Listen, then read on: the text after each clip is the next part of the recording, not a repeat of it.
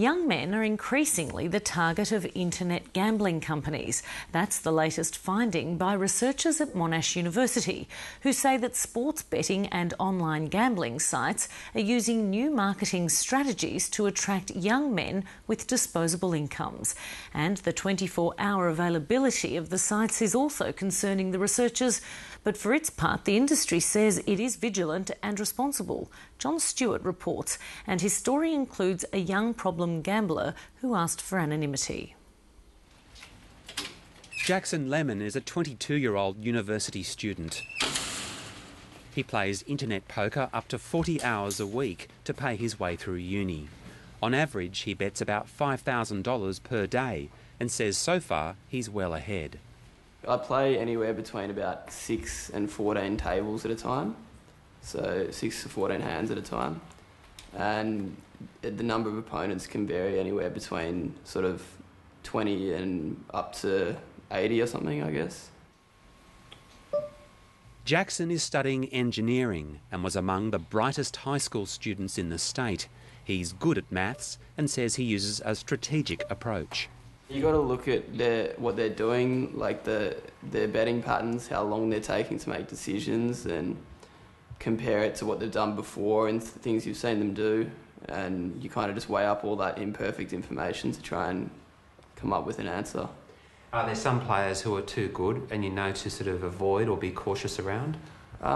Yeah, probably. There's probably not many at the stakes I play at the moment, but there's certainly a lot of guys that I wouldn't play. And certainly if you verse the best guys, there's not much point because it's obviously a lot less profitable.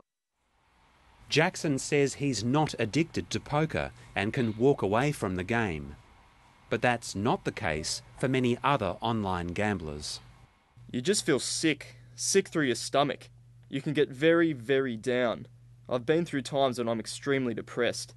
It's a pure mental disease. You can gamble, lose all your money, have nothing to live off for the next month, but still act as if everything is fine.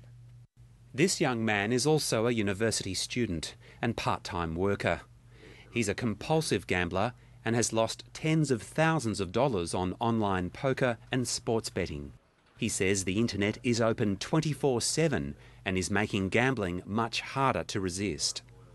These companies are offering free bets all the time. A number of them will match your initial deposit with a first bet of up to $200. There's live betting with all of these online sites now, and you can bet any minute of the day. If you're over here, you can bet on what's happening in the UK, South Africa, India, any country. You can find something to be on this minute if you want to. He says that smartphones with instant access to gambling sites are a big part of the problem. You can be out to dinner with people, you can look like you're texting someone, but meanwhile you're on the internet and you've logged into an online site. Marketing expert Dr. Samantha Thomas says that online sports betting and gambling companies are targeting one main group.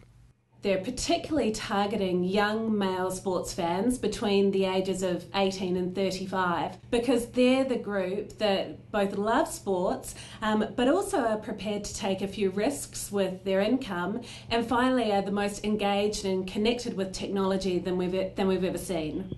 Say hello to Freet_out. He's trying to put a bet on at that place where you put bets on. Dr. Thomas says the advertising strategy is working and young men are increasingly turning to online gambling.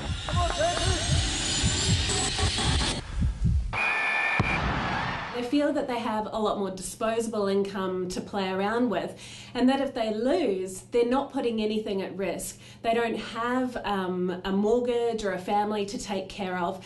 And so we see quite often quite frantic betting patterns with these young men, both online and live during matches.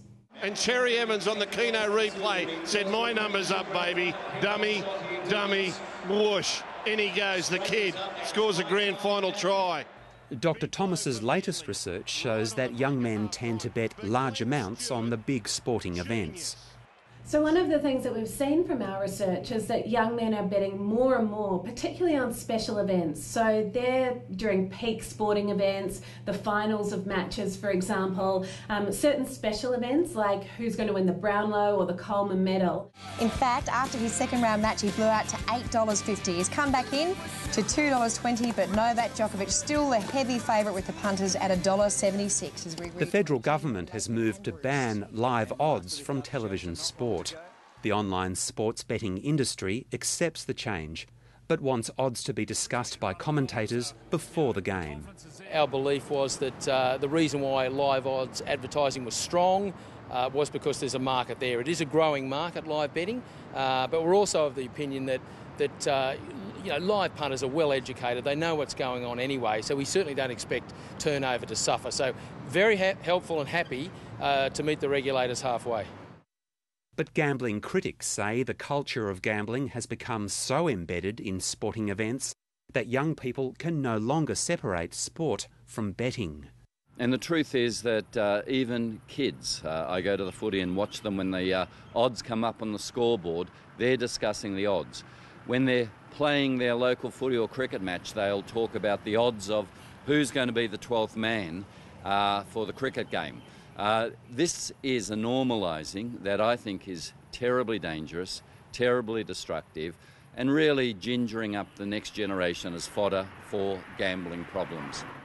But the online gambling industry says it's vigilant about who uses its services. There's very strict policies about the regulation, identity, 100-point checks, so virtually impossible for anyone underage to open an account. It will not happen. Poker is all about your hand. Wow, cool. Just how much Australians spend on internet gambling cannot yet be quantified. But researchers believe that online gambling will one day be bigger than the pokies. John Stewart, Late Line.